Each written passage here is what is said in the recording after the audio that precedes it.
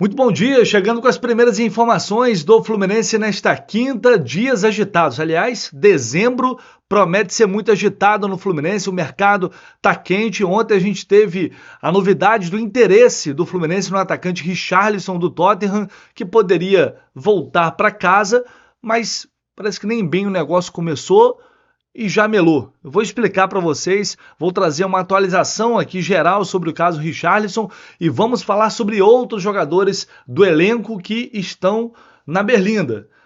Inclusive, novo integrante aí que pode fazer parte da barca agora de final do ano porque recebeu proposta. Tudo isso e muito mais aqui neste vídeo que eu tenho certeza que você já vai chegar. Tá acordando, tomando seu café da manhã? Então toma o seu café da manhã curtindo o canal do Lessa, fica à vontade. Só não esquece de deixar o like, tá aqui o botãozinho do like, é de graça, 0,800, custa absolutamente nada, assim como o seu comentário, se você quiser falar aqui. Se inscrever também, se você não está inscrito, é a primeira vez que está chegando aqui agora, está conhecendo o canal, seja muito bem-vindo, porque aqui, eu te garanto, você não perde nada do que acontece no Fluminense. Eu sempre, todos os dias aqui, atualizando vocês, e agora não vai ser diferente. Vamos começar falando mais uma vez de mercado de transferências, últimas notícias que temos em relação ao planejamento e também a essa reformulação que está demorando um pouquinho a acontecer na prática, mas é natural, gente. Como sabemos, o Fluminense está em vias de acertar a renovação de contrato com o técnico Mano Menezes. Alessio, mas está faltando o quê? Basicamente está faltando acertos burocráticos de tempo de contrato, a questão financeira, que talvez são assuntos que podem ser resolvidos de um dia para o outro. Então, ao longo desta quinta-feira, a gente pode ter essa confirmação. As conversas preliminares do Mano com o presidente Mário Bittencourt foram para falar de time, para falar da parte esportiva. Mas tem outras questões que estão sendo discutidas, e aí depois que o Fluminense resolver isso tudo, aí sim vai partir para dentro do mercado com mais intensidade e vai começar também a liberar os jogadores que têm contrato vencendo agora no final do ano e que não serão mais aproveitados. São, por exemplo, esses aqui. Ontem, meu amigo Rafael Marques, lá da ESPN, publicou algumas informações atualizando a situação desses jogadores que podem deixar o clube. E aqui ele falou sobre o Felipe Alves, é um caso que a gente já sabe, já está fora. Adeus, um abraço. Diogo Barbosa, ele diz aqui que o jogador de 32 anos, 41 gols feitos na temporada, em princípio poderá permanecer no clube para compor elenco. Porém, o garoto Gabriel Fuentes terminou a temporada em alta e tem contrato até 2028, sendo uma sombra para o experiente nome. O staff do atleta está avaliando ofertas para o futuro, mas prioriza uma renovação com o Fluminense. Essa era a informação que a gente tinha até então, que o Diogo Barbosa priorizava uma renovação, que o Fluminense já tinha feito contato lá atrás, sinalizando que iria renovar o contrato do Diogo Barbosa, e a gente sabe que o Mano gosta do lateral esquerdo. Então, era um tanto quanto evidente que ele iria, de fato, renovar o contrato. Só que ontem o Lauro Jardim publicou essa informação lá no jornal O Globo, de que o Barbosa deve deixar o Fluminense. Ele, que vinha sendo titular, recebeu uma proposta de outro clube brasileiro que lhe agradou. A tendência é que ele não permaneça no clube, mas a saída ainda não está sacramentada. Com 32 anos, o lateral vislumbra um contrato mais longo. A renovação confluiria até o final do ano que vem. E aí fala que o Diogo não atuou nas últimas rodadas do Brasileirão porque se lesionou, e ele está lesionado ainda, tá? Ainda está se recuperando. Ele e o Ignacio terminaram o ano lesionados, ainda está num processo ali de recuperação, consequência da lesão que ele teve na artroscopia pelo qual ele passou, demorou um pouquinho, acabou tendo ali uma complicação, enfim, não sei exatamente como está a situação do Diogo e do Ignacio, mas eles ainda estavam no processo ali de se recuperarem dessas lesões.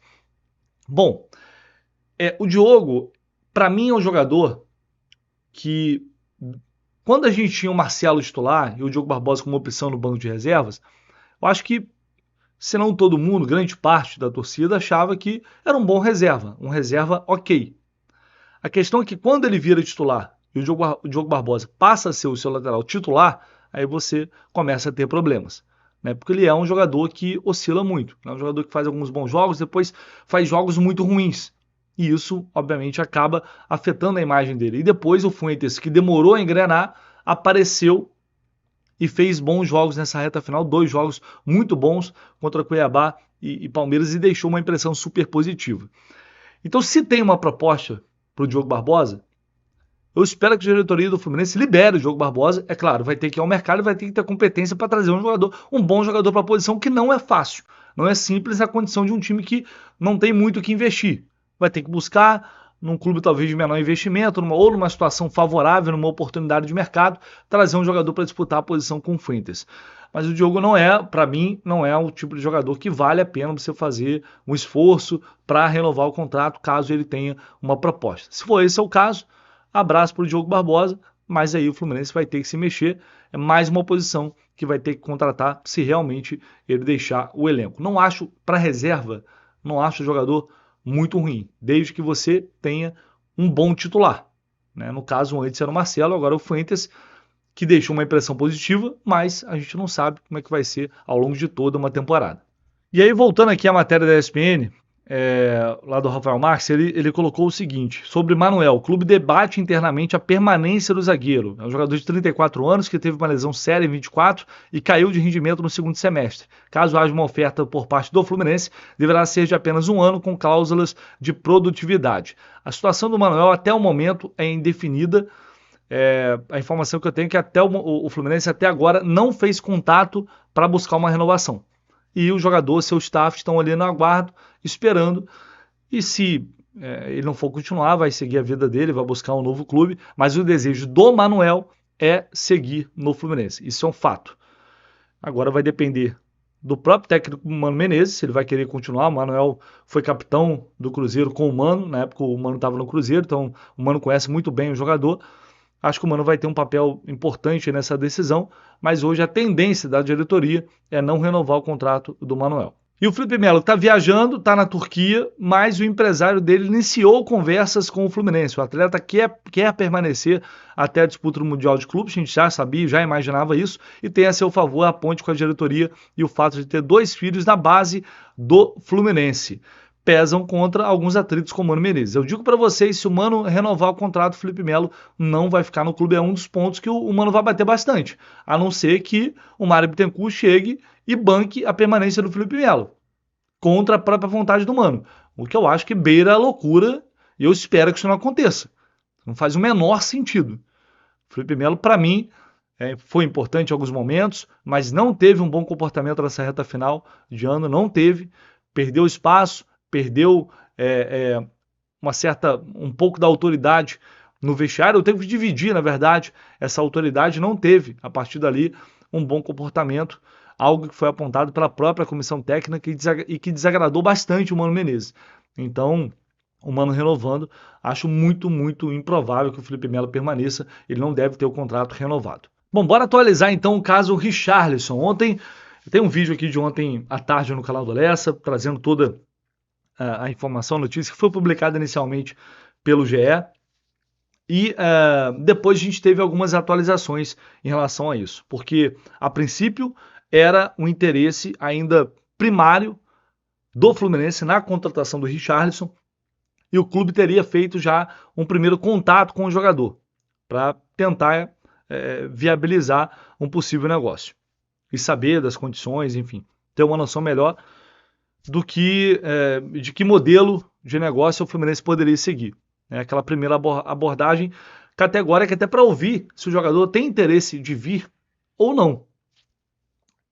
Porque senão não faz nem sentido, obviamente, você fazer contato com o Tottenham, por exemplo, para dar um passo seguinte aí numa negociação que o atleta não tem interesse de deixar a Inglaterra. E eu até ponderei isso ontem, que não se trata, se acontecer essa negociação, não seria uma negociação fácil. O Tottenham pagou 60 milhões de euros no Richarlison, quase 60. É muita grana, é muito dinheiro. Então, pense bem, por mais que o Richarlison não venha dos 25 jogos, se eu não me engano, até aqui no ano, 20 e poucos jogos, ele atuou em 6 ou 7, por mais que ele não venha sendo utilizado, o que obviamente para ele não é bom, não parece fazer muito sentido o Tottenham emprestar esse jogador caro para o futebol brasileiro. Não vejo muito ganho do Tottenham nessa questão. O que o Tottenham ganha com essa parada? Né?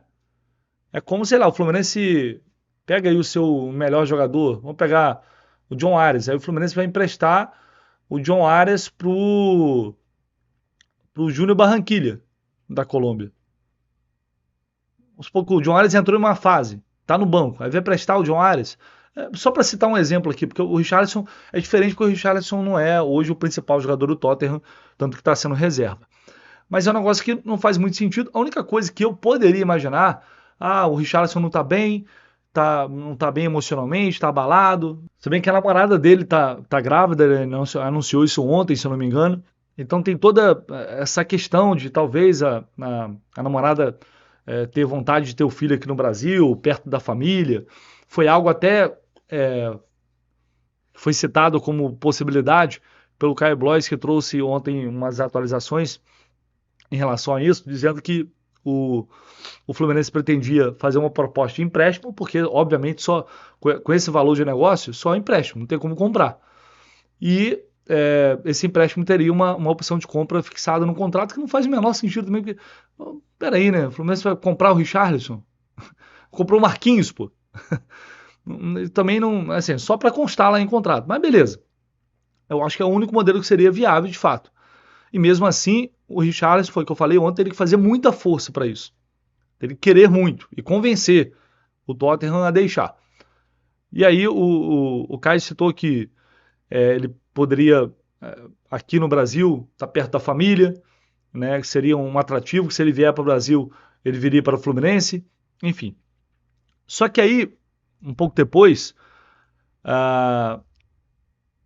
o amigo Fred Caldeira, na verdade, a TNT Esportes publicou uma informação apurada pelo Fred Caldeira, que mora na Inglaterra, né, como todo mundo sabe, acompanha de perto a Premier League, tem contatos lá, e, segundo ele, o Tottenham não pretende liberar o Richarlison, muito menos por empréstimo, enquanto o jogador tem o desejo de seguir na Inglaterra e não de vir para o Brasil. Então vamos lá. Obviamente, respeitando e muito a informação dos colegas que foram publicadas ontem, obviamente, se o Fluminense, a notícia foi, o Fluminense tem um desejo de contratar o Richarlison, fez contato com o Richarlison, notícia, ponto, acabou, a notícia. Se o Fluminense faz o contato com o Richarlison para tentar ver a possibilidade do negócio, é notícia. Só que, se esse contato foi feito e o Richarlison informou que deseja seguir na Inglaterra, como o Fred está informando aqui, está noticiando aqui, e se o Tottenham não tem desejo de liberar, então a situação ela morre na origem. Foi o que eu falei para vocês. A única possibilidade é o Richard. Pô, quero muito, eu não tô bem, minha namorada tá grávida, quero ter um filho no Brasil, preciso passar um tempo lá, sabe, e aí renova o contrato mais um ano, vem para cá, pode ir bem, voltar para a seleção brasileira, se valorizar novamente. Poderia construir ali um negócio muito lindo, maravilhoso, para tentar convencer os caras. E o Tottenham é um clube que às vezes morre com o jogador lá e não negocia. Então é um negócio assim, seria muito complexo. Se essa consulta foi feita e ele diz que deseja seguir na Inglaterra, bom, então se essa notícia ela veio de dentro do Fluminense, porque o jornalista ele apura com fontes de dentro e fontes de fora do clube também, né? Pode apurar isso aí com o empresário do jogador ou com uma pessoa próxima do jogador, enfim. Eu não sei qual é a fonte da notícia, mas se ela veio de dentro do clube, alguém tinha interesse de vazar essa informação, ou tinha interesse de que essa informação viesse à tona, para provavelmente amenizar as críticas que o Mário Bittencourt vinha sofrendo com os nomes especulados até então. Porque o desgaste já é muito grande, já desde o final do ano passado, né, com toda a situação do rebaixamento. Esse ano, foi o que eu falei, é um ano eleitoral, é um ano que vai ter Mundial de Clubes. Então, se isso vem de dentro do clube e não tem possibilidade, repito, né, confirmando aí o que o Fred, e eu obviamente confio muito nele, que é um cara muito sério, super competente e tá lá na Inglaterra, então alguém quis deixar isso sair na imprensa para amenizar um pouco o clima, para dizer que o Fluminense está querendo um jogador, né, um jogador de alto nível, jogador caro, jogador de Premier League, jogador identificado com o clube, mas que na real, no fim das contas, não tem não tem possibilidade de socorrer. E aí tá fazendo o torcedor de bobo. Sabe, porque são informações que estão se conflitando. Concordam? As informações estão se conflitando. Então, enfim, vamos aguardar aí se a gente vai ter alguma atualização, alguma notícia em relação a isso, se vai avançar alguma coisa ou não, porque de fato, senão vai ficar aparecendo algo nesse sentido. É claro que quem não queria ter o Richarlison aqui, seria espetacular, seria maravilhoso. Mas não adianta, eu não vou ficar aqui iludindo vocês. É muito difícil, é complexo. O Richarlison tem 27 anos, não é como o Thiago Silva e o Marcelo que vieram já numa reta final de carreira. Né? O Richarlison, ele tem mercado na Europa, com toda certeza. Se ele sair do Tottenham, ele ainda tem mercado. Não sei se para pagar o que o Tottenham vai querer receber por ele, é outra história. Mas é um jogador que ainda tem mercado lá. Enfim, vamos ver, vamos aguardar o passar dos dias aí para saber se teremos alguma atualização ou não em relação a essa situação. E claro, se tiver, a gente volta com mais informações. A única coisa que eu consegui confirmar de fato foi que houve esse primeiro contato ali do Fluminense. Daí, se a resposta dele se foi negativa, positiva, isso eu não sei dizer. Por isso eu estou passando a informação aqui dos colegas. Fechou? Deixa aí o like, se inscreva aqui no canal, por favor, conto muito com vocês. Tamo junto, um abraço, valeu!